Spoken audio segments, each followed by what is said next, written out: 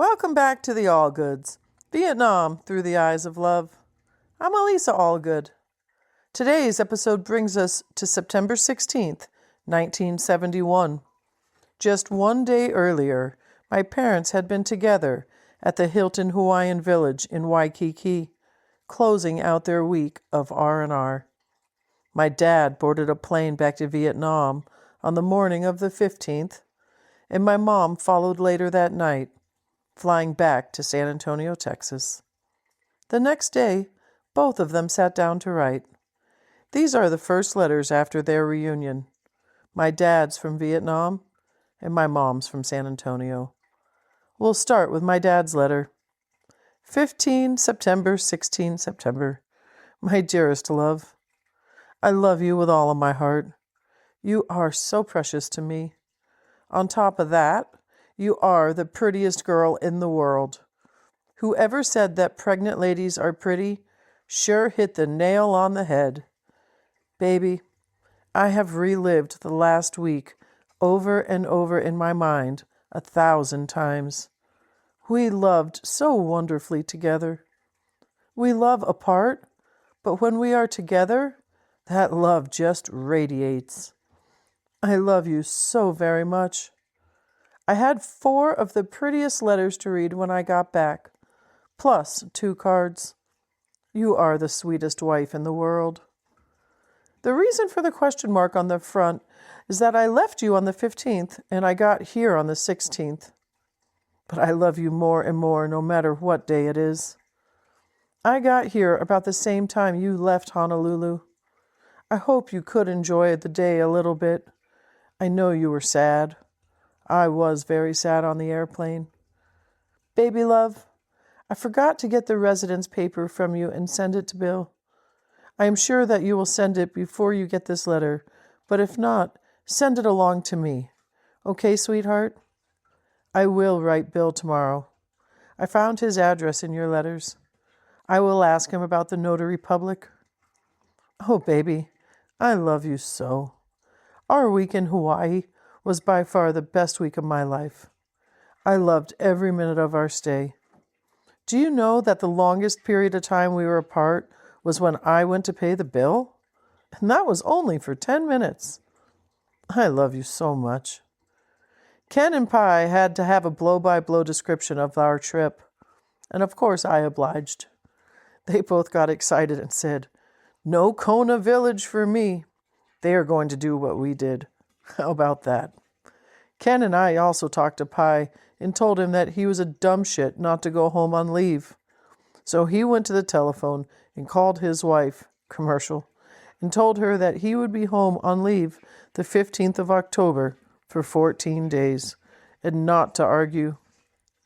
Ken and I were happy. He finally saw the light. I told him that saving the money was not nearly as good as being with your wife. My wife is going to have me for leave, that's for sure. Well, Whittle Chickadee, I love you. I am sleepy, so I will try to sleep. I love you with all of my heart and soul. You are my precious darling. I'll write tomorrow. Love, Dick. P.S. Aloha, Mai Tai. That was my dad, writing just after he returned to Vietnam. Seems like he's still glowing from their week in Hawaii, sharing every detail with his buddies, and already counting the days until his next leave. Now we turn to my mom, Sarah, writing from San Antonio that same day, September 16th. She had just arrived home after her long trip back from Hawaii, exhausted, emotional, and still aching from their goodbye. She wrote this letter. 16 September. Hi, Whittle Chickie. I tell you one thing, darling. The old saying, out of sight, out of mind, is a bunch of shit. I miss you more, if possible, than before. Baby, I love you so much. I hope the letter I wrote yesterday after you left made some kind of sense. I couldn't mail it until I got home because we used all the stamps on postcards, so it'll be postmarked with this one. One thing, I tried to put all the love I feel on paper, and it just isn't possible. What kind of trip did you have home? Mine was simply miserable. I was tired. I couldn't sleep. I kind of pulled a curtain around me and grooved to my lover. I must have relived every minute we had together.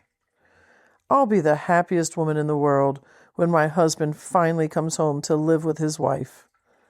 I hope the time comes fast. All I can think about is us being together. I gained 2 pounds, so my belly must be baby and not fat, just as I feared. The trip was so beautiful. If only we had more time. I won't go into that. It depresses me. One thing, I've lost my appetite. I hope it lasts. After I wrote you last night, I ordered a hamburger and a beer. I had about 2 bites and half the beer. The same with breakfast and lunch. Then I had a tree topper from LA to Phoenix, and then to Tucson, to El Paso, to Midland, and then finally to San Antonio. Jean and Myra met me at the airport. I had called Jean from LA. Got home and unpacked some. I was so tired I decided to try to nap.